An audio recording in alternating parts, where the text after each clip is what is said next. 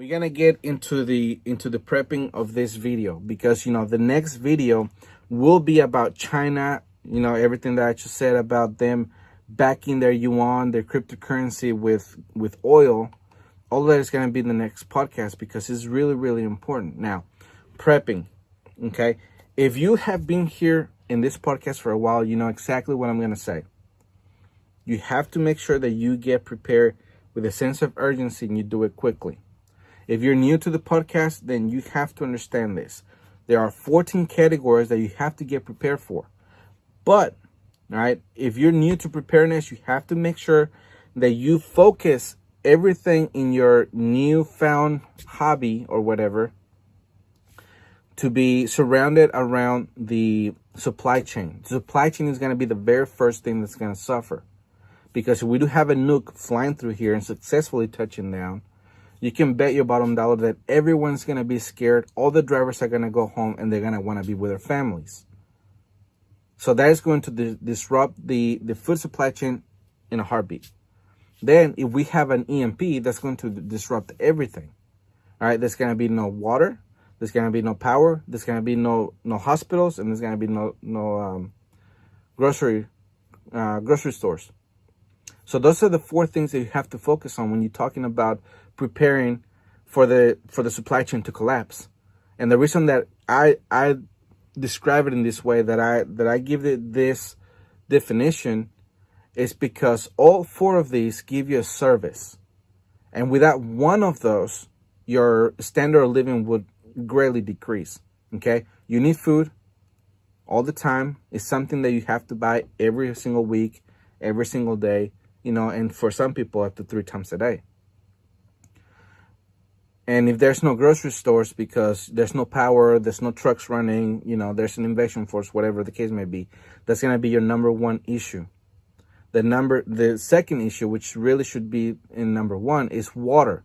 Because the moment that you finish drinking whatever it is that you may have at home, whether it's, wine, whether it's water, juice, whatever the case may be, whatever you may have at home, the moment you drink the last drop, you're 3 days away from dying from dehydration. So that is the reason why those 2 are going to be the very most important ones you have to take care of. The next one is medical. Okay? Things can happen when crap hits the fan. People get shot, people get cut, people get broken bones. People who didn't know had an illness is suddenly going to come out. Without the hospital being there, you're going to have to take care of all those needs. You're going to have to know how to, take care of broken bones, how to take care of deep cuts, how to stitch them, how to clean them up properly, how to make sure that no infection sets in, and if it does, what you're going to do about it.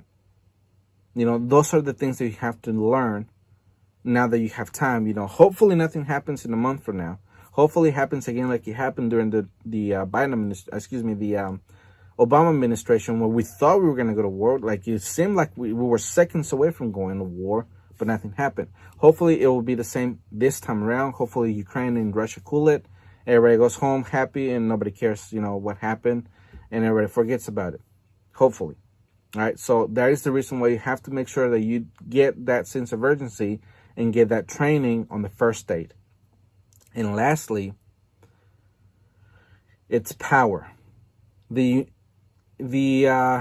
Congress had a EMP commission, and it was up to that commission to find out what would happen if an EMP got detonated over the United States, because we have the documents that China would use an EMP as their very first strike, because they understand how much would depend on their power. Okay, from hospitals to the grocery stores to water being pumped into our houses, from everything that we use the power for. They understand that if that gets taken out, that would be our Achilles heel, and a lot of people would die. That's exactly what the EMP Commission found. That if an EMP gets detonated over the United States, within 2 years, over 95% of the country would perish. You heard that right. Over 95% of the country would perish. And actually, I've shared this information with private conversations with family members and other people. And, it's hard for them to believe that something like that could kill so many people so quickly. But once you get into the details of there being no grocery stores. People don't know how to grow food. People don't know how to keep farm animals at their house. Some people don't even have the space to do that because they live, in apartments in a major city, in the 40th floor or whatever. So those are going to be the factors that's going to make a lot of people have very miserable times. But if now that you're listening to this, and if you're a prepper or you're thinking about preparedness, these are the 4 things that you have to take care of. Because if the supply chain fails and you're prepared with all of these 4, you're going to be way better off than anybody else you know.